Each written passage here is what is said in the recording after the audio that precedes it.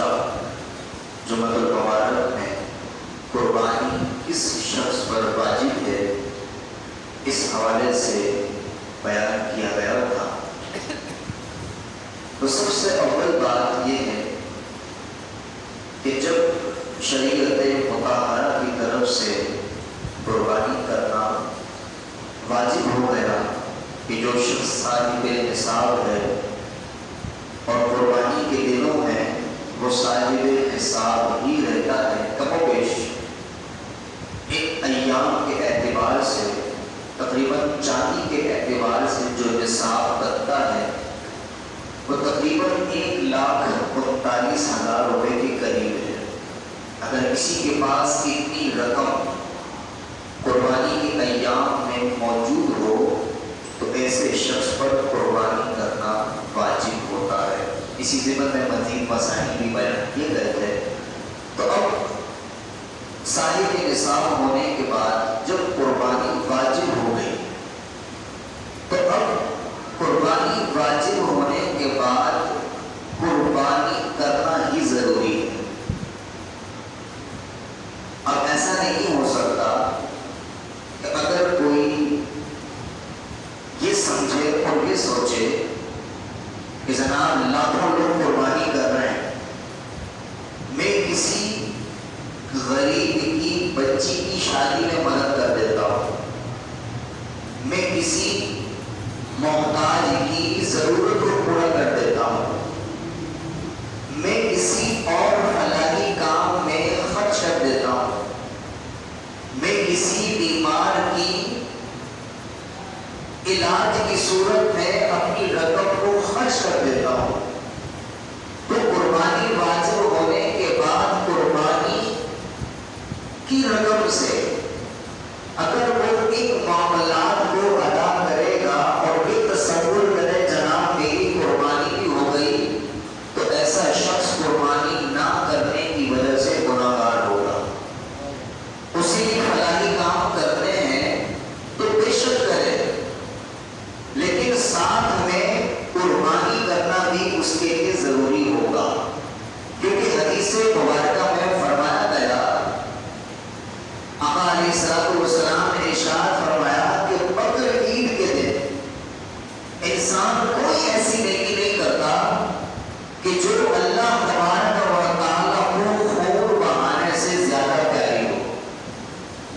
یعنی کہ انسان بقر عید کے دن جتنی بھی نیکیاں کرتا ہے ان تمام نیکیوں میں اللہ تبارک و تعالیٰ کو جو سب سے پیاری اور سب سے محبوب نیکی ہے وہ اس کی بارگاہ میں، اس کی راہ میں خون بہانا ہے، جانور کی قربانی پیش کرنا ہے۔ تو لہٰذا جب احادیث مبارکہ میں صراحت کے ساتھ کہہ دیا گیا کہ جب قربانی واجب ہو گئی تو قربانی کا کوئی متبادل نہیں ہے، اس کی جگہ کوئی اور نہیں لے سکتا، قربانی واجب ہونے کے بعد قربانی ہی کرنا پڑے گی۔ آج کل بہت سارے ہوشیار لوگ جو دین پر تبصرہ کرتے ہیں وہ اس کے حوالے سے لوگوں کو جب جب یہ مواقع آتے ہیں، اس طرح کے تہوار آتے ہیں، شریعت پر عمل کرنے کی طرف لوگوں کا رجحان بڑھتا ہے تو لوگوں کو بہکانے کی کوششیں کرتے رہتے ہیں، جناب قربانی کرنے کی ضرورت نہیں ہے، اس کے بدلے میں آپ فلاں کام کر لیں، فلاں کام کر لیں۔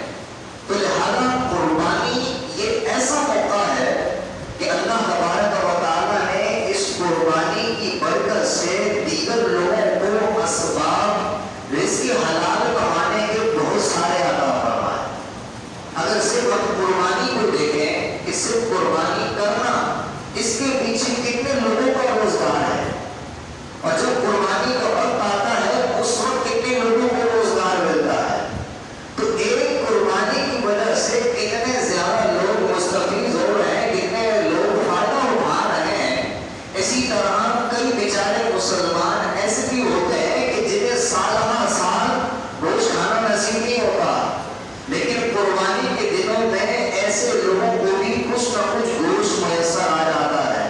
تو دین اسلام کو ہے ہی خوبصورت مذہب،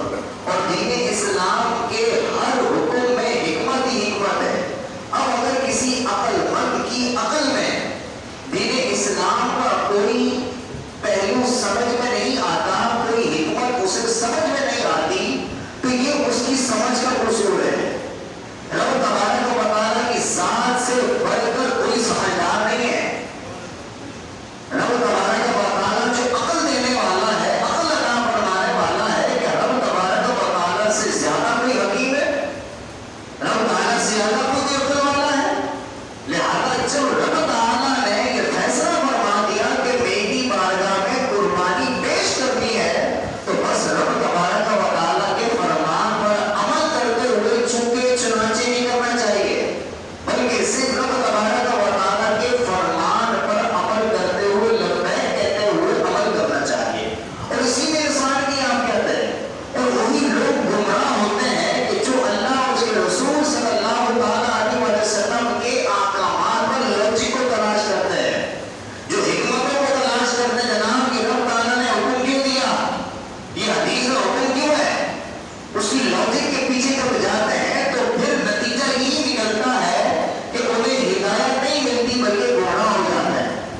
تو اللہ تبارک و تعالیٰ کی بارگاہ میں انسان کو یہی دعا کرنی چاہیے کہ رب تعالیٰ کا جو حکم ہے، جو اس کے رسول صلی اللہ علیہ وسلم کا حکم ہے، آنکھ بند کر کے اسی پر عمل پیرا ہونا چاہیے۔ اسی ضمن میں جب قربانی واجب ہو گئی تو گھر کے بہت سارے افراد ایسے بھی ہوتے ہیں کہ جن پر قربانی کرنا واجب بھی ہوتا ہے اور قربانی کرنا واجب نہیں بھی ہوتا۔ مثال کے طور پر گھر میں نابالغ افراد بھی ہیں۔ اب نابالغ پر قربانی کرنا واجب تو نہیں ہے، لیکن اگر جس کو رب تعالیٰ نے استطاعت دی ہے، اتنا مال دیا ہے کہ وہ اپنے گھر کے نابالغ افراد کی طرف سے بھی قربانی کر سکتا ہے، تو اسے کرنی چاہیے، کوئی اس میں مظاہرہ نہیں ہے۔ تو لہذا نابالغ کی طرف سے جن جن کے گھر میں نابالغ موجود ہیں اور وہ قربانی کرنا چاہیں تو بالکل کی جا سکتی ہے، لیکن اگر بالغ شخص موجود ہے اور اس پر قربانی واجب ہے، اب اس میں چاہے اس کی بیوی ہو یا گھر کے دیگر افراد ہو، تو اس میں اجازت دو طرح کی ہوتی ہے۔ ایک اجازت تو ہوتی ہے کہ گھر کے کوئی افراد میں سے واضح طور پر کہتے کہ جناب، جیسے کہ مثال کے طور پر بیوی شوہر کو کہتے کہ جناب آپ میری طرف سے قربانی کر دیں، یا کوئی بیٹا اپنے والد سے کہتا ہے کہ آپ میری طرف سے قربانی کر دیں، یا بیٹا اگر قربانی کرتا ہے اور والد اسے کہتا ہے کہ جناب بیٹے آپ میری طرف سے قربانی کر دو، تو یہ اجازت صراحتاً ہو گئی۔ اور ایک اجازت اس طرح ہوتی ہے کہ بیوی کو پتا ہے کہ شوہر میری طرف سے قربانی کرتے ہیں اور بیوی اس پر رضا مندی ہے کہ میرے شوہر میری طرف سے قربانی کرتے ہیں، تو لہٰذا اگر یہ صورت بھی پائی جاتی ہے تو باقاعدہ اجازت دینے کی حاجت نہیں ہے۔ ان دونوں صورتوں میں جو بھی صورت پائی جائے گی تو اس کی طرف سے قربانی اگر کی جائے گی تو قربانی ادا ہو جائے گی۔ اب قربانی کے جانوروں کی عمر کیا ہو؟ قربانی کے جو مختلف جانور ہیں ان میں اونٹ بھی شامل ہے، گائے بھی شامل ہے، بکرا بکری دمبا دمبی بھیڑ وغیرہ شامل ہے۔ تو اونٹ کی جو عمر ہے وہ کم از کم 5 سال ہونا ضروری ہے۔ اگر 5 سال سے کم ہوگی تو اونٹ کی قربانی نہیں ہوگی۔ اسی طرح گائے میں ضروری ہے کہ گائے 2 سال کی ہو۔ اسی طرح بعض لوگ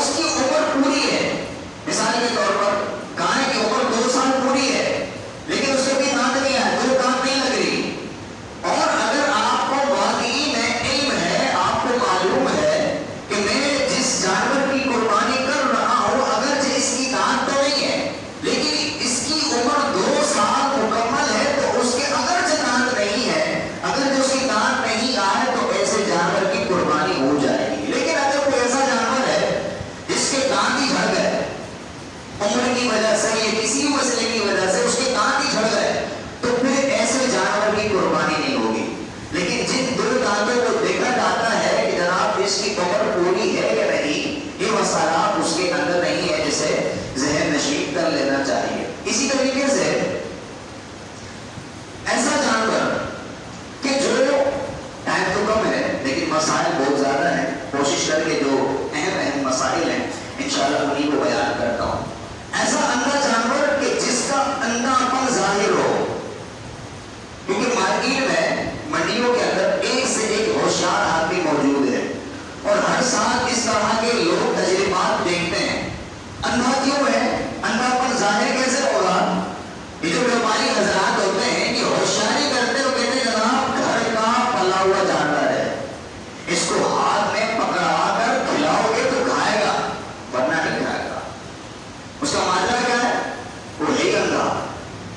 ظاہر سی بات ہے جب اندھے جانور کے منہ کے آگے گھاس رکھا جائے گا تبھی کھائے گا, ایسے نہیں کھائے گا. تو لہٰذا جب جانور خریدنے جائیں تو اسے ہاتھ میں پکڑوا کر, اگر کوئی ہوشیاری کرتا ہے کہ جناب اسے ہاتھ میں پکڑا کر کھلاؤ گے پلاؤ گے تو کھائے گا پیے گا ورنہ نہیں کھائے گا پیے گا, تو ایسے ہوشیاری کی باتوں میں مت آئیے گا. وہ آپ کو اندھا جانور ہاتھ میں دے دے گا, آپ کو کانوں خبر نہیں ہوگی. ہمارے یہاں اس طرح کے بہت سارے لطیفے ہوتے رہتے ہیں. جیسے کہ پچھلے سال کی ایک ویڈیو آئی, جناب بکری کے اوپر دمبے کی کھال چپکا کر بھیج دی. اب ایسے لوگ جو ہوتے ہیں یہ ماسٹر ہوتے ہیں, ان سے کوئی نہیں دے سکتا. جب انسان گھر پر آتا ہے تو پھر پتہ چلتا ہے یہ کیا ہوا. اسی طریقے سے اگر 1/3 سے زیادہ دم کٹی ہوئی ہے تو ایسے جانور کی بھی قربانی نہیں ہوتی. تو ایسے بیپاری حضرات کٹی ہوئی دم کے جانور کو بھی دم چپکا کر ایسی ہوشیاری کے ساتھ بیچ دیتے ہیں کہ خریدنے والے کو پتہ نہیں چلتا. جیسے کہ میں نے پچھلے سالوں میں بھی اس طرح کے لطیفے سنائے ہیں. جو اس طرح کی حرکتیں خود کرتے ہیں وہ بتاتے ہیں. کان کٹا ہوا ہے, پلاسٹک کا کان بنا کر بیچ دیا. دھمبی ہے, دھمبی ہے, خریدنے والا آیا دھمبا, اس کو ایسا پاگل بنایا, ایسا پاگل بنایا کہ جناب اس کو اس دھمبی کو دھمبا بنا کر بیچ دیا. اب یہ الگ بات ہے کہ دھمبی کی بھی قربانی جائز ہے لیکن ہوشیاری لوگوں کی آپ کے سامنے ہے. تو لہٰذا جب بھی قربانی کا جانور خریدنے جائیں تو اس کے اندھے پن کے حوالے سے, اس کی دم کے حوالے سے, اس کے کان کے حوالے سے ضرور اپنی آنکھوں کو کھول کر دیکھنا چاہیے. اسی طریقے سے جس جانور کے پیدائشی کان ہی نہیں ہے یا ایک کان نہیں ہے تو ایسے جانور کی بھی قربانی جائز نہیں ہے. کیونکہ کان ایسا ہوتا ہے کہ بعض اوقات انسان اندھیرے میں خریدنے جاتا ہے, روشنی کا خاص طور پر اہتمام نہیں ہوتا تو غلط فہمی میں بغیر کان والے جانور کے لوگ لے کے آ جاتے ہیں. اسی طریقے سے ایسا جانور کہ جس کے پیدائشی سینگ نہیں ہے اس کی قربانی جائز ہے. جس کے پیدائشی کان نہیں ہے اس کی قربانی جائز نہیں ہے, لیکن جس کے پیدائشی سینگ نہیں ہے اس کی قربانی جائز